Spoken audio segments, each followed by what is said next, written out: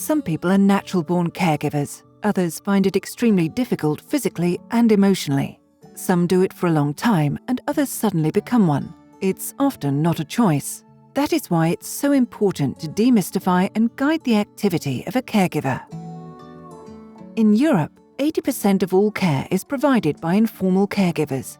This number is directly linked with an increased life expectancy and the presence of chronic diseases, which in turn leads to an enhanced dependency on others.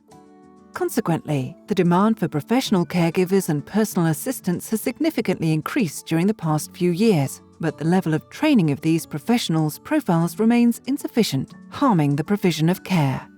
In the first module, our goal is to bring the information needed to perform high-quality care, as well as empower staff and informal caregivers to become more confident and competent to support everyone regardless of their age, autonomy level, and health conditions.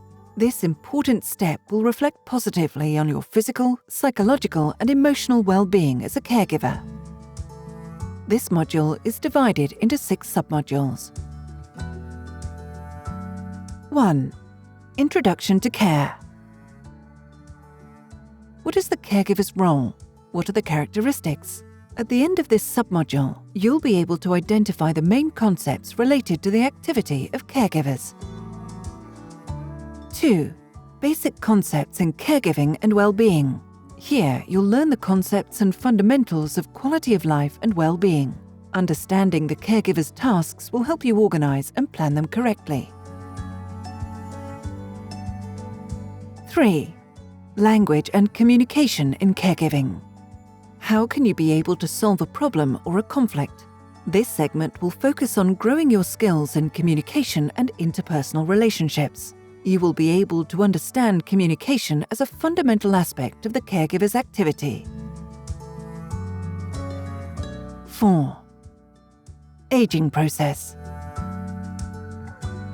It's important to know the impacts of major health-related issues affecting adults, especially the elderly, in the family, health services, and overall society. Understanding the relation between age, chronic disease, and frailty will help you identify the main changes and effects of the aging process. 5. Disabilities and highly disabling diseases. There are several kinds of disabilities.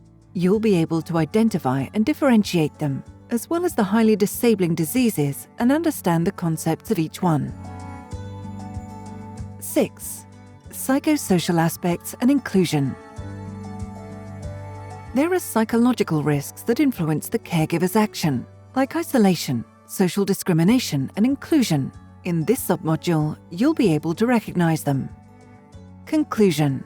In this module, you as a participant will learn how to perform your responsibilities and tasks, how to communicate better with individuals in need of care and their families, and will also learn about the aging process and different disabilities and illnesses. The training we provide gives you the ability to engage those in care because you will understand how to do better and interact with them. Please check the information on Module 2, Caring Techniques for Well-Being.